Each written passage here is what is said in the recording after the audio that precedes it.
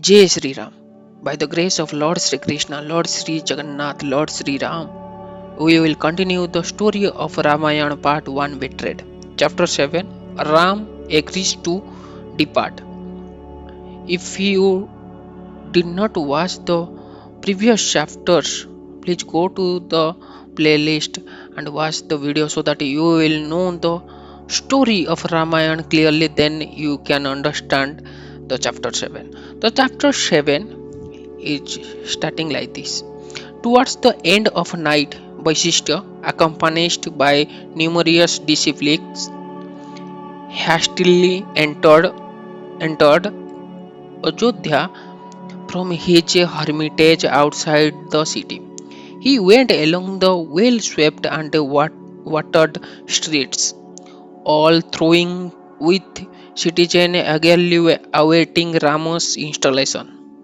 Crossing the outer courtyard of the king's palace, which was decorated all over with rows of flags, he approached the Dasaratha inner chambers. Tarushi saw the courtyard crowded with a large number of Brahmins reciting sacred hymns from the Vedas. Upon reaching the palace gate, he was met by Sumantra, who prostrated himself before the sage and then immediately left to inform Dasaratha of his arrival. As he passed through the palace and approached the inner chamber, Sumantra was entirely ignorant of his master's present plight.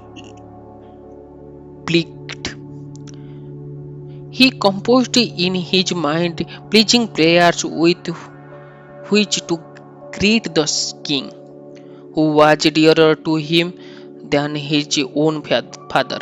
The guards informed Sumantra that the king was in Kaikeyi's chambers, and as he arrived at her door, he began to loudly recited those prayers, even as the sun, which sustains all beings, aroses the world.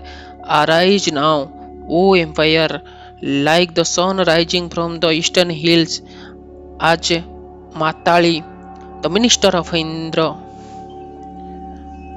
extolled his master who taken rose of and conquered the demons.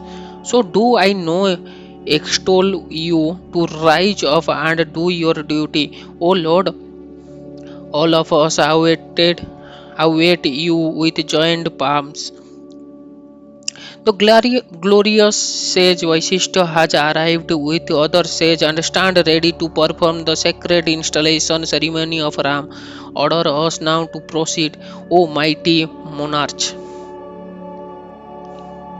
Hearing Sumantra speaking at the door, Dasaratha became overwhelmed with sorrow once more.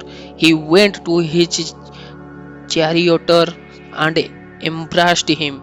The king looked at Sumantra with eyes reddened with grief.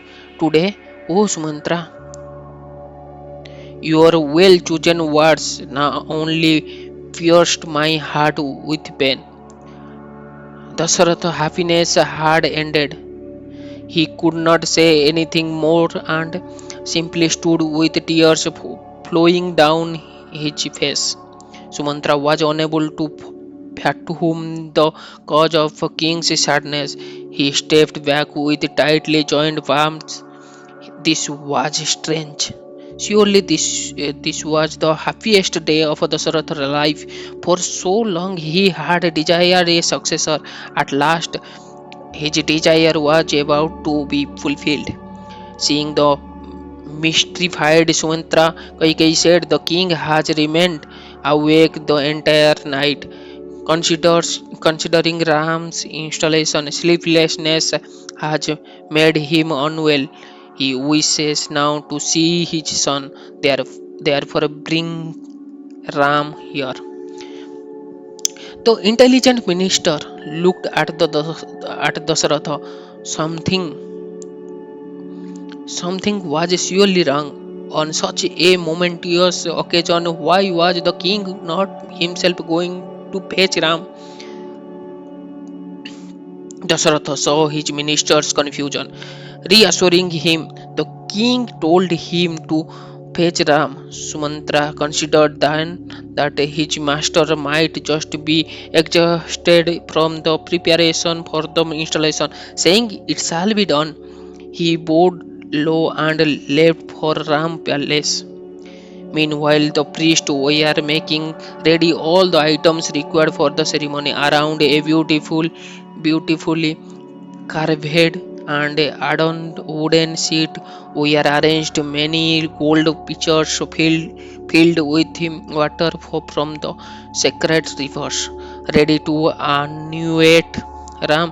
Above the seats was the large white umbrella which shone like the full moon on a clear night. Excellent musicians played melodies appropriate to the mood, while Brahmins chanted Vedic text meant to invoke good fortune. The brilliant sun rose in a clear sky, and everyone eagerly awaited the arrival of king and his son. Sumantra reached Ram's palace, which was as splendid as Mount Kailasa. Surely with work doors 50 feet tall and embellished, embellishing with hundreds of balconies. Its main facade was adorned with gold images studded with innumerable gems. The outer gateway was constructed of coral work worked with gold and embroidered with large precious stone of every description. As Sumantra passed through the gateway, he was greeted by delightful music and the aroma of various incense. Peacocks and cranes crowded the courtyard, which was graced with blossoming blossoming trees and blossoms. Sumantra Sumantra descended from his chariot and entered the palace, which was in no way inferior to the palace of Kuvera, the god of riches. Enlivened by simply seeing that palace, Sumantra passed through three entrances, each guarded by powerful young warriors wielding spears and bows. Rama was as dear to him as his own life, and his heart pounded with joy as he approached the inner chambers. Chari the corridors through the palace were cool and delightful, decorated with fine wood carving and lit by the luster of thousands of crystal gems. Arriving at the gate to Ram's personal quarter, Sumantra asked the doorkeepers there to inform Ram of his arrival. Ram, who was alone with Sita, immediately instructed that Sumantra be shown into his room. room. Sumantra went before Ram, who he found seated upon a gold coach, being fanned gently with a whiskey by Sita, richly adorned with costly garments and smeared with crimson sandal paste. Rama seemed to shine like the midday sun. He smiled affectionately at Sumantra, who fell prostrated on the ground, offering prayers. Rising up with folded hand, the minister said, "Most blessed is Kausalya for having had you as her son. Your father, along with Queen Kaikai, now desire to see you." Be pleased to go there without delay. Rama looked at Sita and said, surely my father is speaking with his queen about my installation. I think the blessed Kaikai, always favorable to my father, must even now be urging the king to make haste with the ceremony, knowing as she does how much the empire longs for its completion, as he has sent his most trusted messenger to fetch him. The king, along with the most beloved queen, undoubtedly wish to bless me that my installation will proceed without impediment. Rama rose to leave, and the dark-eyed and lovely Sita invoked divine blessing upon him. Following her hand to the gate, she said, after installing you as Prince Regent, the king should, in course of time, consecrate you as the ruler of of this world, even as Brahma installed Indra as the ruler of the gods. I wish to serve you in that state. May the great deities Indra, Yamaraj, Varuna, and Kuvera, the guardians of the four quarters, guard you from every side. Along with Sumantra, Rama went out from his palace quarters as a mighty mountain lion might emerge from his cave. Rama saw Lakshmana standing at the first gate, bent low with joined palms. At the middle gate, Rama met his friends and relations, and he greeted them at all according to their status, offering obeisance and embracing them. Within the courtyard, Rama mounted upon a golden chariot which shone like fire and was covered over with white tiger skins, and had thousands of small golden bells hanging from its side.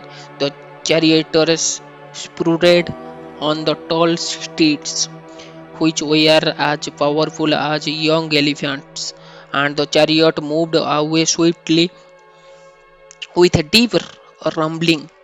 As the outer gate swung open, Rama's chariot came out from the palace like the moon emerging from behind a cloud. Rama went along the main road, preceded by a platoon of mailed warriors wearing swords and carrying bows. The prince sat peacefully while Lakshmana fanned him. He smiled at the people who thronged the streets in the thousands. His chariot was followed by great elephant resembling moving mountains. Thousands of horsemen brought up the rears. Poets and singers chant Ram's praise to the accomplishment accompaniment of divine music echoing in the heaven. Mixed with this sound were the shouts of the warriors, which resembled the roaring of lions. On the on the balconies and at the windows of mansions lining the road stood of women who showered Ram on all sides with flowers. The ladies also praised Sita, saying surely that godly lady has performed the highest penance to have been blessed with his great hero Ram as her husband. The citizens seeing Ram pass by, uttering blessing, may victory attend you. They cried out. Others were heard to say, here goes Ram, who will today inherit the royal fortune. Fortune too are who we who will soon be ruled by him. being extolled everywhere. Rama rode down the highway,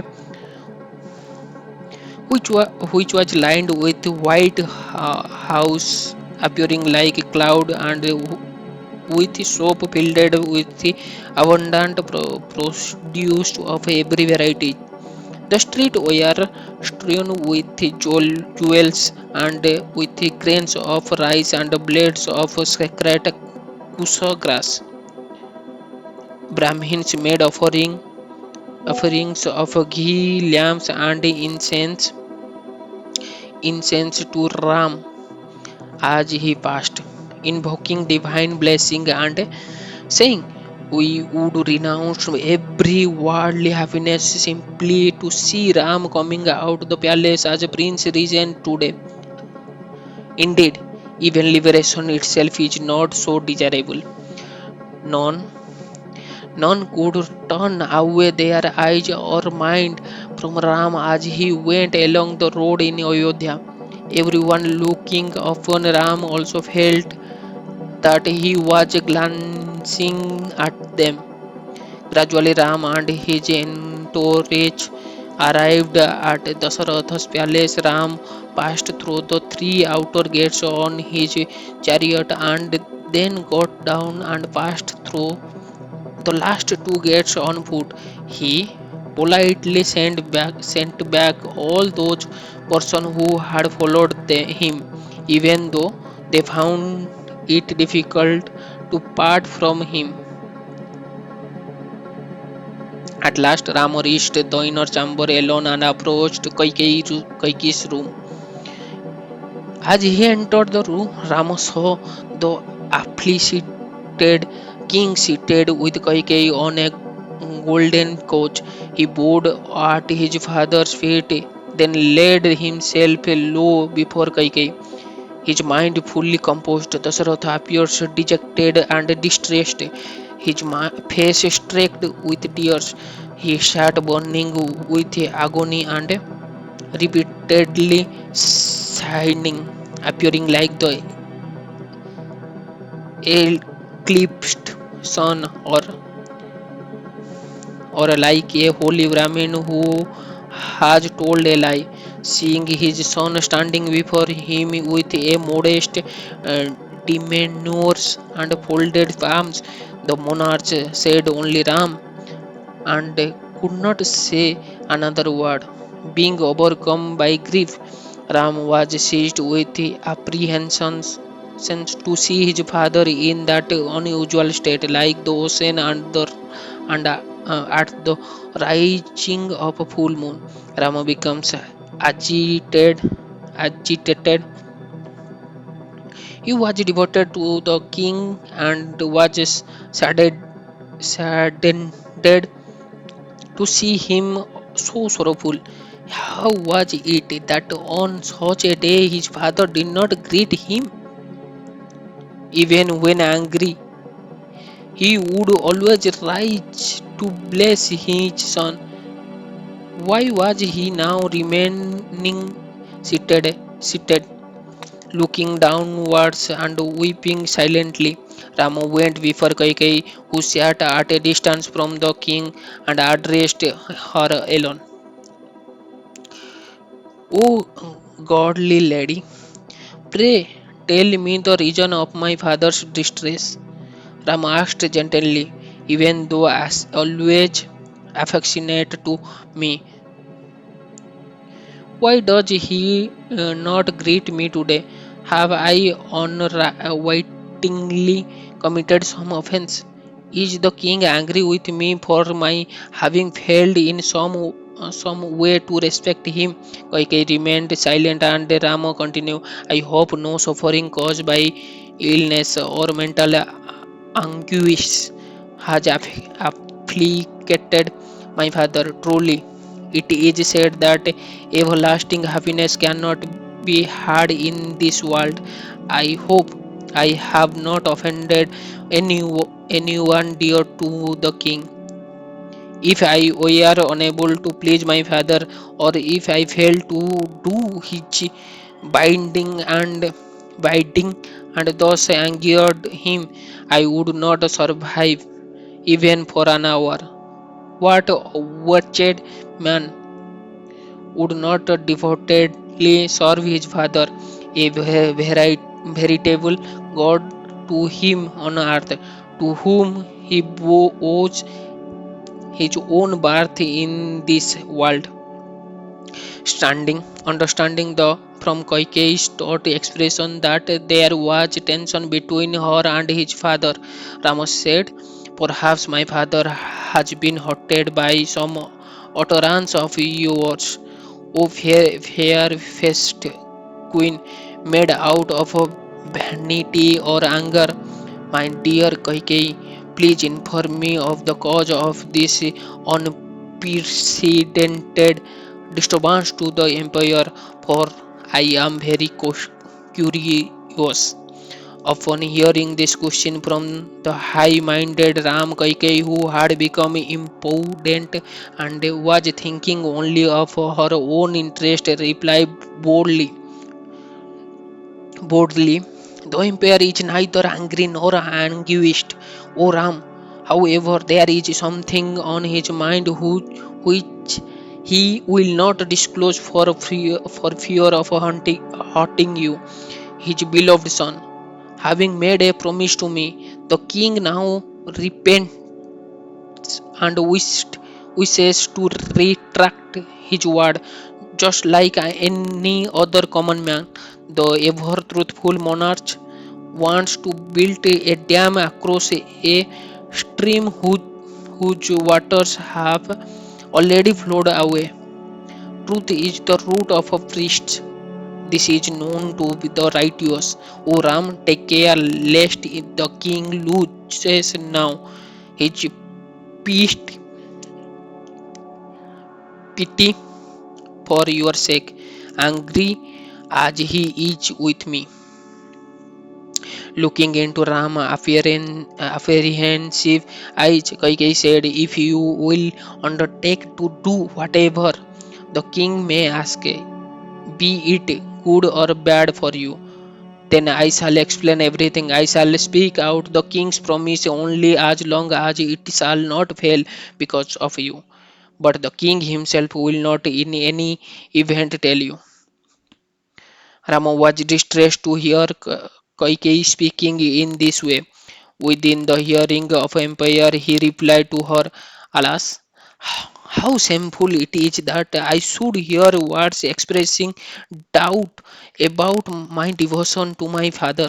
You should never think this, O glorious lady. As my father command, I would this very moment leap into blazing fire, swallow a deadly poison, or plunge into the depth of the ocean. Therefore, tell me, my dear mother, what is on your mind? By my avowed word, I shall without doubt do whatever is desired by the king. Know that Rama's word is always truth." Seeing the king mute and the guileless Rama prepared to carry out her desire, Kaikeyi felt her purpose at all but accomplished. In an unkind voice, she revealed her wicked intention to Ram. "It is well known how I once served the king's life, and how, as a result, he granted me a couple of boons. Against those boons, I solicited today a promise from the king to fulfill my desire." Kaikeyi said, "I wish for Bharata to be installed in your place, and for you to go to the forest, remain there for 14 years. O descendant of empires, prove true to your word and to that of your father. Indeed, rescue, rescue the king from the ignominy of impiety and leave without delay. Let Bharata be duly concentrate with all the paraphernalia arranged for you. While he remains here to rule this wide and prosperous earth, you shall remain for 14 years in some distant forest, wearing matted locks and the branch of tree. The king, by hearing this, the king cried out in pain as Kaikeyi spoke. Rama stood by without showing any emotion as the queen continued. Overcome by compassion for you, this monarch cannot even look at your face. O Ram, ornaments of your line, make good his promise and deliver him from his difficult and awkward situation. Even though Kaikeyi uttered such cruel words, Rama did not yield to grief. The king, however, felt increasingly agony as he thought, thought about his impending separation from Ram. He listened in silence as Ram replied to Kaikeyi, so be it. To honor my father's promise, I shall put on the dress of an ascetic and depart forthwith for the forest. You need entertain no doubt in this regard. O Queen, why thus? Doesn't my father greet me as before? I could I could never transgress his order, even as the ocean, by the order of the Supreme Lord, can never transgress its source. Rama looked across across at his father, who could not return his glance. The king kept his head down and wept softly. Rama turned back to Kaikeyi, ordered only by you, O Kaikeyi, I would joyfully part with in favor of Bharat, not only the kingdom but also all my personal property, my wedded wife Sita, and even my son beloved self. How much more gladly would I part with these things when ordered by my father, the empire himself, in order to please you and honor his blessed. Please reassure my afflicted father, for seeing him sitting there shedding tears pains me greatly. He may feel assured that I shall immediately enact his desire without feeling any sorrow at all. Let swift horse be sent for Bharata without question. My father command, I shall now quickly proceed to the forest.